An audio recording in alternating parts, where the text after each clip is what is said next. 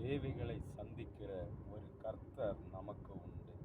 இந்த வேத புஸ்தகத்தில் நாம் பார்க்கும்போது ஆதி முதல் அந்தம் வரை கர்த்தர் தேவனுடைய பிள்ளைகளை அதிசயமாய் நடத்தினார். ராஜாக்களை அதிசயமாய் நடத்தினார். அப்போஸ்தலர்களை அதிசயமாய் நடத்தினார்.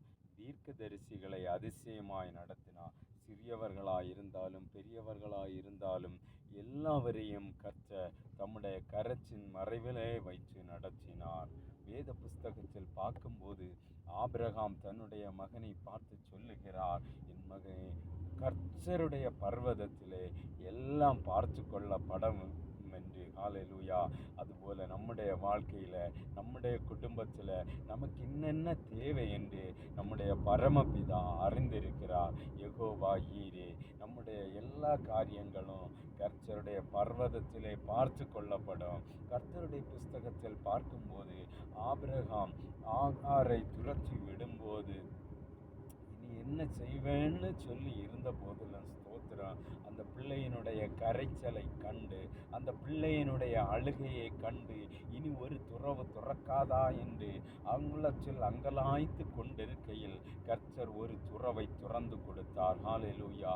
இந்த நாளிலும் நம்முடைய வாழ்க்கையில், நம்முடைய குடும்பங்களிலும், என்னுடைய பிள்ளையினுடைய வாழ்க்கையில் ஒரு அதிசயம் நடக்காதா?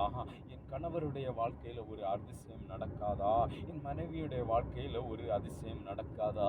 என் ஆவிக்குரிய வாழ்க்கையில் ஒரு அற்புதம் நடக்காதா? எல்லா வழிகளும் அடைந்து விட்டதே என்று காணப்படுகிறீர்களா? நம்மை காண்கிற ஒரு தெய்வம் உண்டு. நம்மை காக்கிற ஒரு தெய்வம் உண்டு.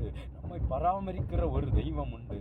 அதுகொண்டு நீங்கள் தைரியமாயிருங்கள், விசுவாசத்தோடு இருங்கள், பயப்படாதிருங்கள், கலங்காதிருங்கள், திகையாதிருங்கள். கர்த்தருடைய வேதம் சொல்லுகிறது, நீங்கள் காற்றையும் காண மாட்டீர்கள், மழையையும் காண மாட்டீர்கள், நீங்களும் உங்கள் மிருக ஜீவன்களும் குடித்து தீருமட்டும் இந்த பள்ளத்தாக்குகள் எல்லாம் தண்ணீரால் நிரப்பப்படும் என்று கர்த்தர் சொல்லுகிறார். கர்த்தருடைய கரங்களில் உங்களை ஒப்பு கொடுத்து கர்த்தரை நோக்கி நடவுங்கள்.